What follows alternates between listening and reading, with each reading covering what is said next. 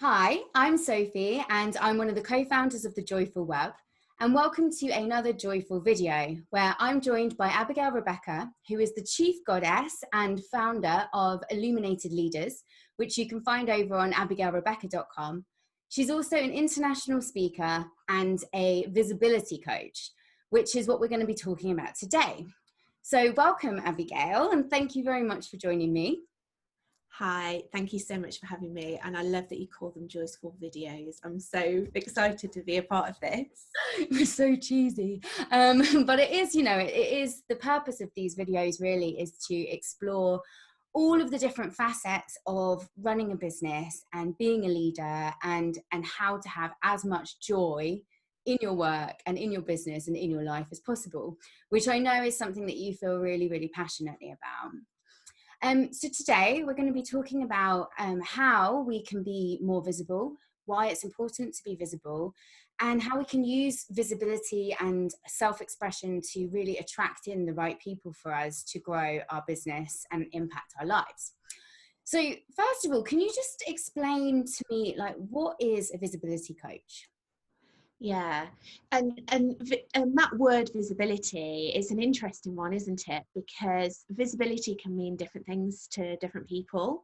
And it's something definitely when I was sort of like exploring my super skills and how I could make a massive difference in the world and work with women and really help them to be visible. I knew that I was really good at helping women be visible, but actually defining what that was, to be honest with you, was something that I really struggled with for a while, because it's like, what is it? Is it speaking on stages? Is it doing videos? Is it webinars?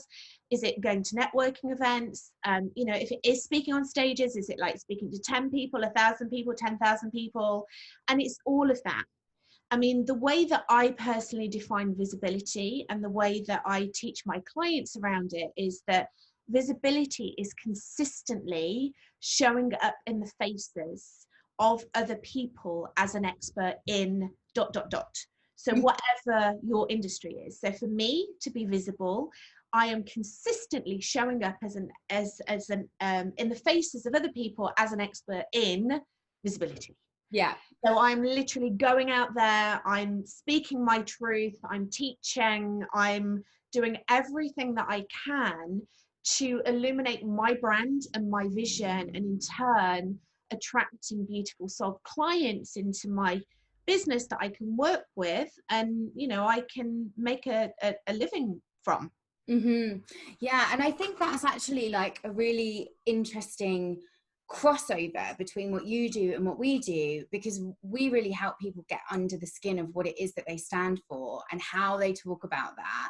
But what we find is that we'll create these strategies and these messaging pieces, and we'll really kind of get under the skin of what the values that someone might have and their mission and all of this.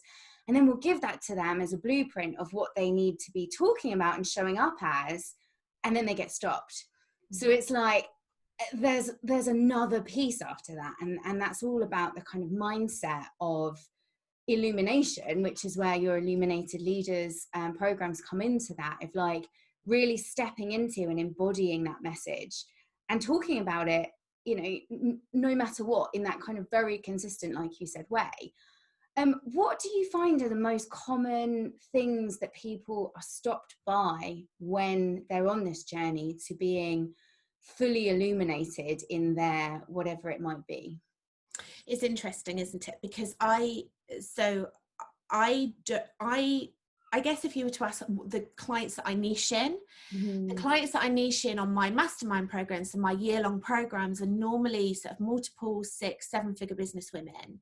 And where they find themselves within their journey is that they've built the business, they've got the success to a point, and they want to take their business to the next level, but there's some big stuff that's showing up, stopping them from going to that next level. They're taking on more challenges, they've got a specific set of problems.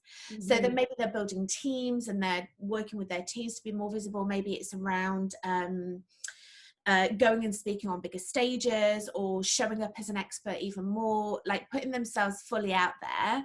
And a lot of the stuff that they're dealing with is fear around failure, because obviously you've got more at risk You know, once you start to get into the multiple 6-figure, 7-figure arena, there's a lot more at risk. The bigger you are, the harder you fall, that horrible saying. But that's in people's minds. And also, you know, there's this real story that comes up again and again and again around hard work and loneliness. So one of the things that I often hear my female entrepreneurs say is that they talk about this fingernail climb to the top, where it's really, really difficult to build their business. And now they're just like, they're burnt out and they don't have the energy to take it to the next level. Or they also talk about it's lonely at the top. A lot of my clients really believe that it's lonely at the top. It's not lonely at the top. It just depends how you build your business, because I'm sure we'll talk about this in a minute, but it's like building a network of people around you to support you. Yeah. So that's their particular set of problems. But to be honest with you, because I don't just work with multiple 6-figure, 7-figure women. I also do like in-person events. I'm sure that you'll have lots of people watching this video that live in Brighton. I do in-person events in Brighton, day events, and that's open to any real female entrepreneurs actually at any point within their business. But I often find that whatever level you are within your business, it's always the same things that show up. It's just every time we up level, every time we decide to play a bigger game, so we're going to push ourselves out of our comfort zone, the limiting beliefs show up. And it's normally a fear around failure, looking stupid, being laughed at, rejected by other people, and losing everything that you've worked for. So actually sometimes it's just easier to be in your comfort zone, paying the bills, instead of actually risking and stretching yourself to play a bigger game. Yeah, and I really love that. And I think that's a really important message, is that no matter what level we are at, we all are human and experience the same emotions and blockages.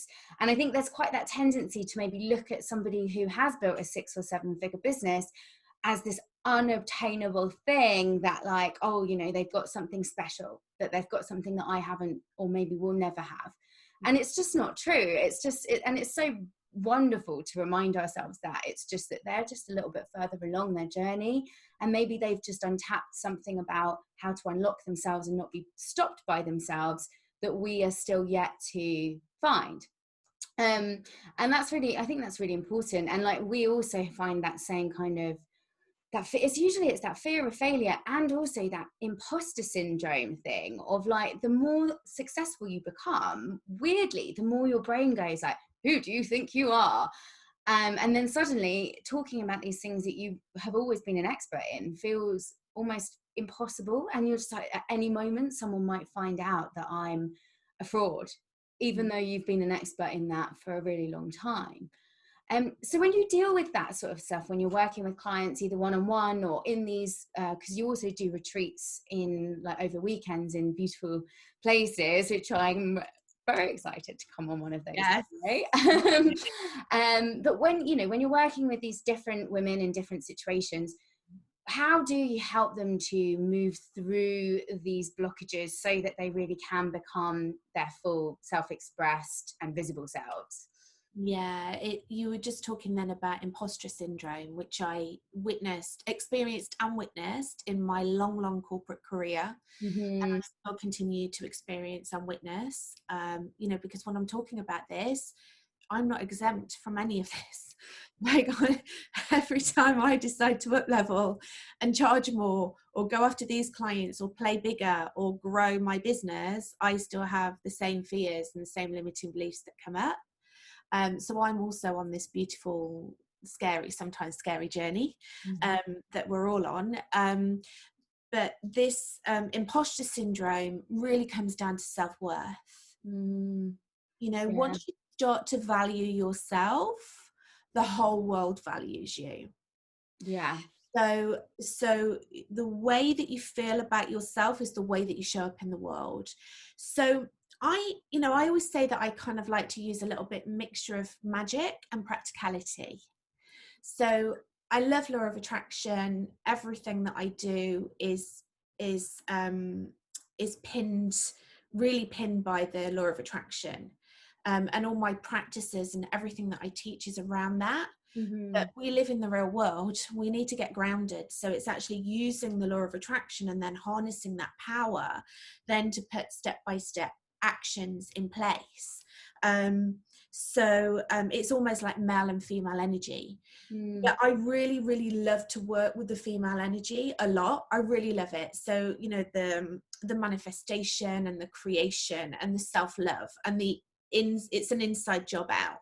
So, you know, you can go and speak, you know, I could put you, I'm not talking about you personally, but, you know, I could put somebody on stage in front of 10,000 people to do a talk. It doesn't necessarily mean that that talk is going to be successful, because it's how you show up on that stage. Do you feel that you deserve to be on that stage? Are you really, you know, sure about what you're speaking about? Can you speak with confidence?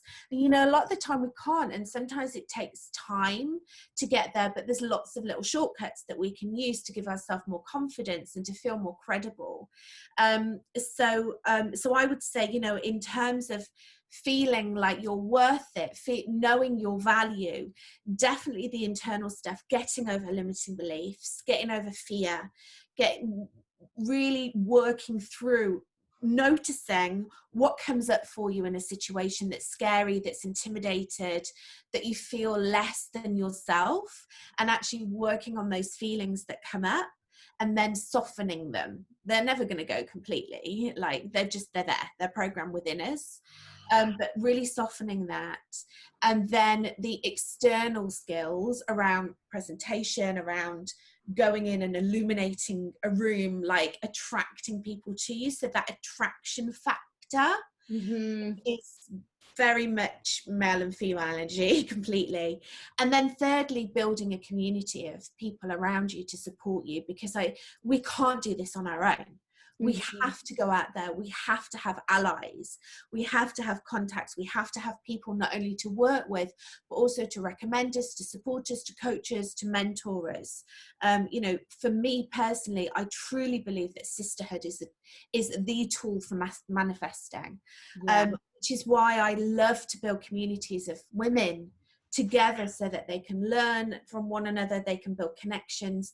You know, people like to be around other people that are up to big things. Absolutely. You know, if you're going places, you like to be around people that like to be going to places. Yeah. So they're really sort of like working on your relationship skills. Really, really important that. And you know that, I know how much you know this. It's interesting because I'm theatre trained. I've always had like very good presence and speaking skills. I used to be a teacher as well, so that it kind of comes naturally to me. And for a long time, I would be asked to talk at these massive industry events. One time with the keynote speaker was Larry Kim, and he's like huge in the marketing industry. And they were charging, upwards of £1,000 a ticket. And I had the worst imposter syndrome. And I would go to these events and give my talk, and it was something I was passionate about. I got great feedback, but I would go just before the talk began is when I would arrive, and I would leave as soon as I had finished, because I was so terrified of, and I probably came across like a real arrogant asshole, because it was like, I'm only here for me. But the reality was that I was so terrified to like be called out, or for someone to come up to me and just suddenly be like, oh, I don't know what I'm talking about really, that I would just be there just for the talk. And so although I gave a good presentation, I didn't actually get all of the yumminess that comes off the back of that, because I didn't build my community. I didn't, there was no engaging with the audience afterwards. It was just, here I am, and boom, immediately closed down again. And I'm sure there's many people who have had that experience of like going so far and then retracting, and like, so it kind of feels like you're never actually really getting anywhere, because you're not doing, as you said, those 3 steps of full illumination. You're only doing a little bit of it and then getting stopped and kind of going back into your shell again. Which kind of leads nicely onto the importance of being self-expressed and being visible to attract your tribe, who are the people who can be there for you to kind of champion you when you're feeling like, oh my gosh, I can't do this. These are the people who are going like, of course you can. And also, more importantly, I'm not going to like listen to your bullshit. I'm not going to allow you to like give me all these excuses for why you can't be visible. Like, I'm standing for you, expressing yourself in your full glory. And I know that because I'm part of your Illuminated Leaders group, and I've seen how incredible that group is, and how everyone supports one another so powerfully. And you know, if you're watching this and you're interested, it's a Facebook group. It's got some incredible women in it, and I'm sure Abigail would love to discuss that with you if you wanted to get in touch with her and just have a flavor of what that's like to be part of a group like that. But you know, how did you build that community? Because it's one thing to say, "I'll find your tribe," but if you're watching and you might not know where to start, like, where would you go if you were looking to really build that community around yourself? Yeah, so it's like it's building your brand, basically. You know, if I look at my brand is me. Yeah.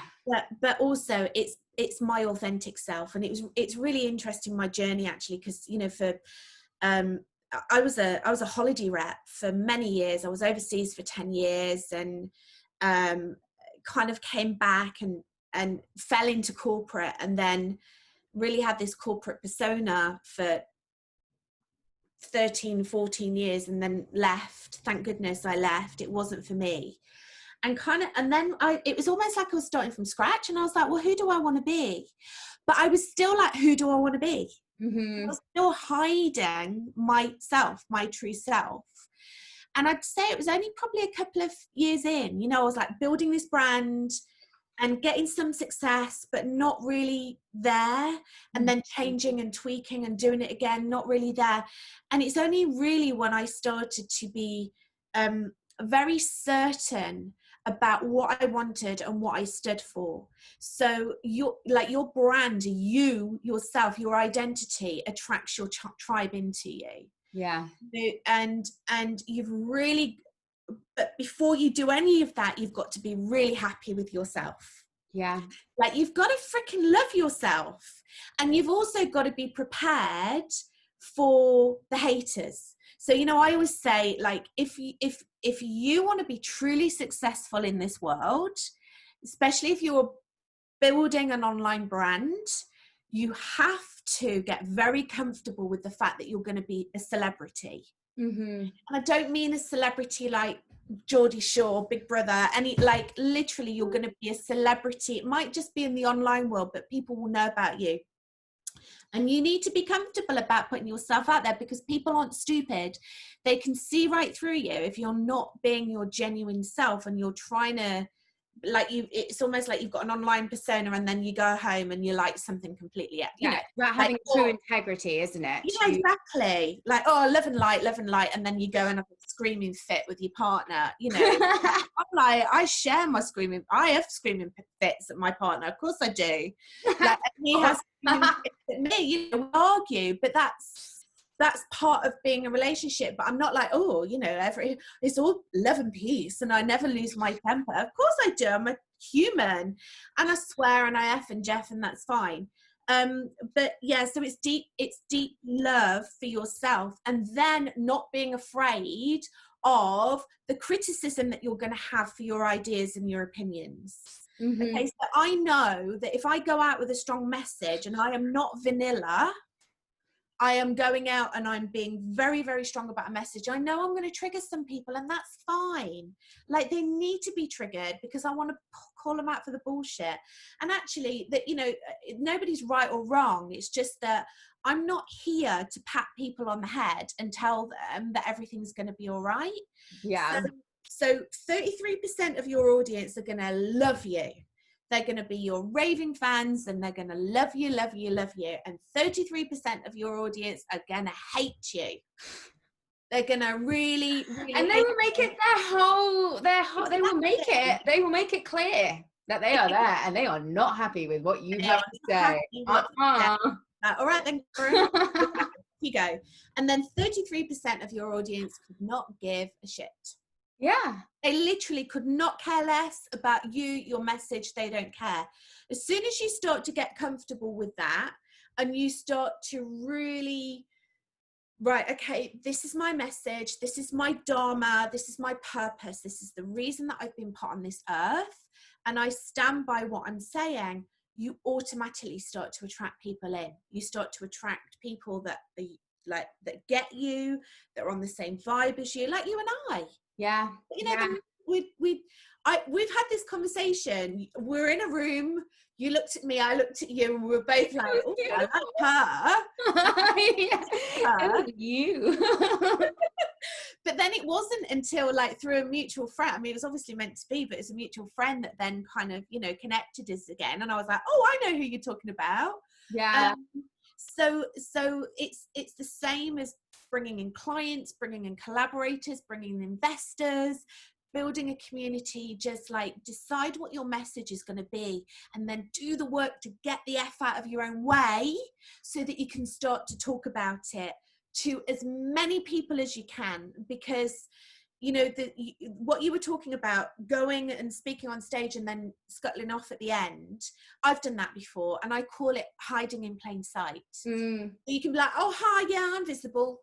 Yeah, I'm visible. I speak on stages. I do this, I do that. But no, you're not. You're only being visible in your comfort zone. Yeah. And do you know what I realized with that as well? Is it was because I was talking about marketing from a technical, very old paradigm perspective, which I am an expert in, but I honestly could not give a shit about marketing. Like, that is not what I am here for. Like, I am here for self-expression and expansion of business leaders and of individuals, actually, and of the rising of conscious businesses and conscious consumers. And so when I talk about that, I want to stick around and talk to people about it because I'm up to something.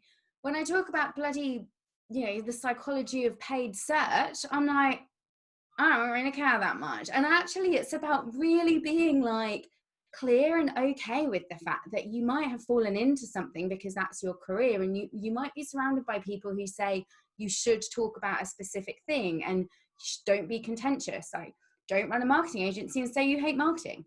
Like, you know, but actually it's just about really being true to yourself. And when you're true to yourself, it's much, much easier. And I think that's what I think a large part, that's what I got out of doing your recent Illuminated Leaders course. Was it was all about self-love, going in, learning who we are, and being so super duper duper comfy in the space of who we are that it's easy to talk about it, because it's tapping into that, isn't it? Like, and that's so exciting. Yeah. And this community, it's so important. I mean, you've already spoken about, you know, the Illuminated Leaders community. And by the way, anybody is welcome to that, as long as you identify as a woman and you are in a leadership position, like running a business, like just come and join us, Illuminated Leaders on Facebook.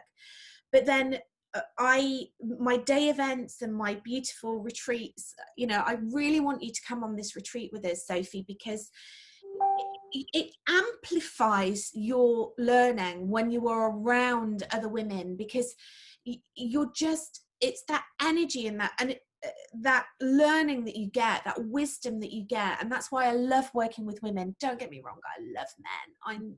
Yeah, this is not anything against men. We at the Joyful Web, we work with most of our clients are men, and they're amazing. So it's not anti-men, it's just not anti-men. I just work with women, and I love to create sisterhoods. And you know, if you think about in tribal, even now in tribes, the women of the communities come together and they support one another. You know, you give birth, you physically give birth to a baby, and the women of the village are there. The women of the village are there supporting you, wiping your brow, clearing away the blood, you know, reassuring you, giving you so much love and support. It's exactly the same as when you're birthing your business. We cannot do this alone. It takes a village to raise a child. That's an amazing African proverb that I love so much. It takes a village to raise a business. Yeah, I love that. Birth and to raise it, you need to be surrounding yourself with communities. And once you start to surround yourself with communities of like-minded women and you enroll them in your big vision, oh my goodness, like it just amplifies everything. So that's why I'm so passionate about the work that I do. Yes, I love helping women be visible, and I love doing that work with them, the inside and the outside work. the creativity and the healing, and then the steps, the action steps.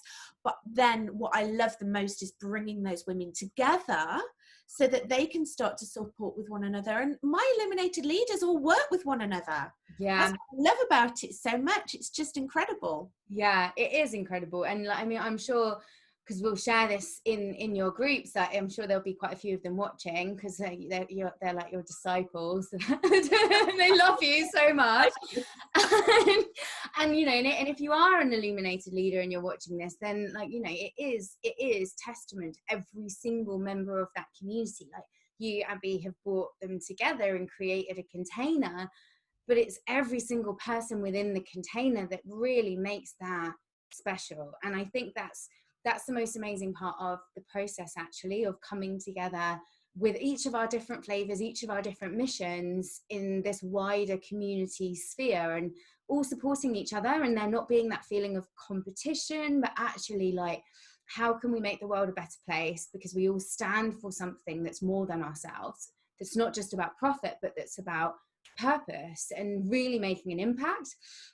And yeah, it's a beautiful thing to see, and it really is like a real shift. So I think actually that's quite important, is when we're visible and we move past that fear of what that 33% who, you know, without, no matter what you say, they're going to have an issue.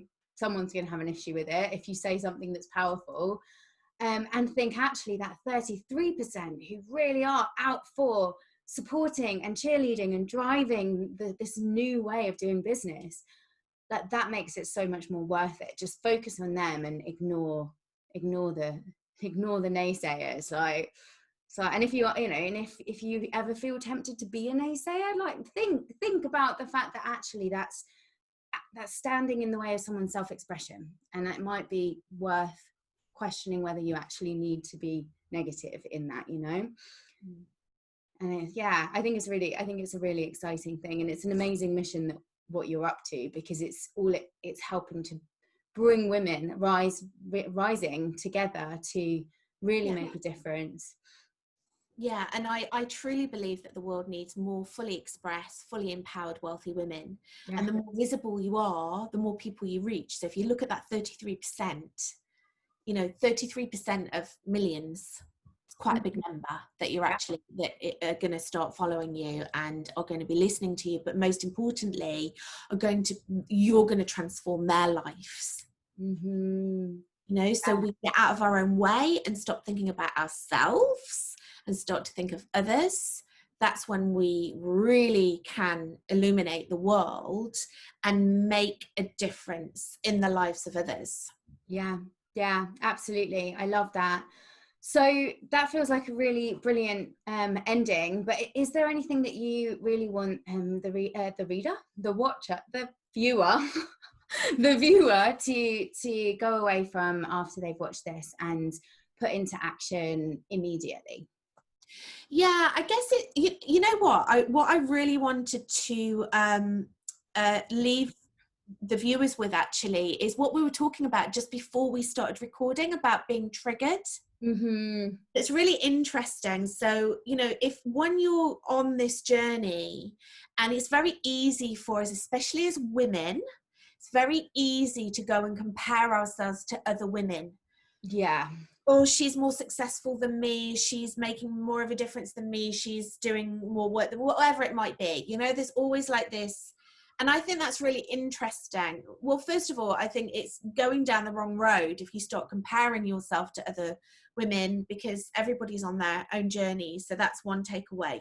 But also, if you're inspired by other people, amazing. But if you're actually triggered by people, I would really invite you to look at why you're triggered by them, because it's normally something that you don't feel fulfilled with in your own life.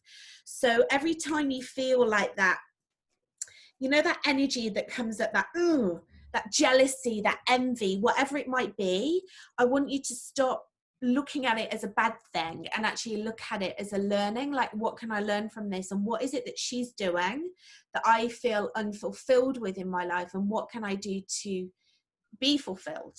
Mm-hmm. So, you know, it's this real inner work. And what that will do for you is it will give you an opportunity to really look at the way that you're showing up in life and your visibility, and it will create a portal for you to step into another layer of brilliance and excellence.